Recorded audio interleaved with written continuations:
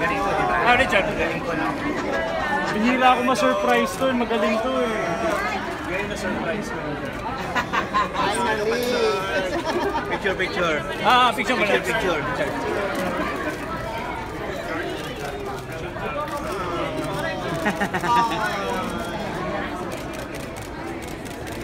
Ah, Richard.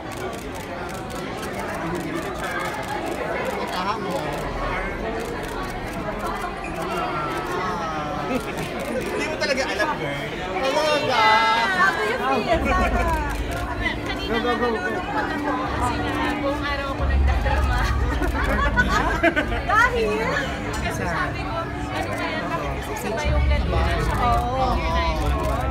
Tapos sabi ko, it's okay, you know, it's both her big night and I'm very happy for him. Sabi ko, he needs to watch it because he's part of it and he plays a big role. And I'll just focus on my movie and watch the pilot online. Tapos kanina pinag-uusapan niya namin kung bakit wala si Char dito. Sabi ko nanonood siya with the entire family, nag-order sila ng food, nag-prepare sila ng party sa bahay, tapos mag-text pa kami.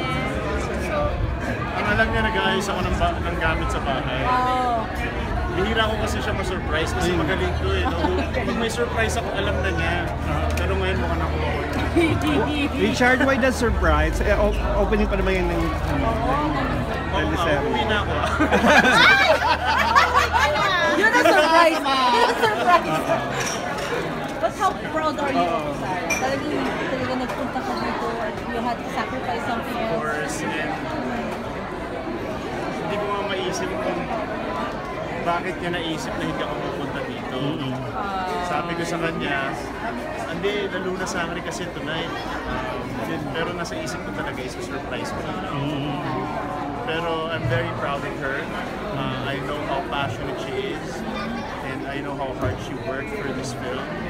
And it's the type of film that an actor would really be proud of. And Sarah is very proud of this movie. So I'm excited for this movie. ano lang, para kayo busy ngayon. Richard, Nagkasabay naman. oo, para bumongga ang career. Kaya nga, pagkatapos ng mga vacations namin, ngayon naman back to work at nagkataon na parang ako ng busy. Medyo yung oras namin ngayon hectic, pero we try our best to manage our time. Meron ba kayo something planned sana kung hindi nagkaroon bigla ng laluna and for the remaining months of the year? Oh, may mga planned travels na kami.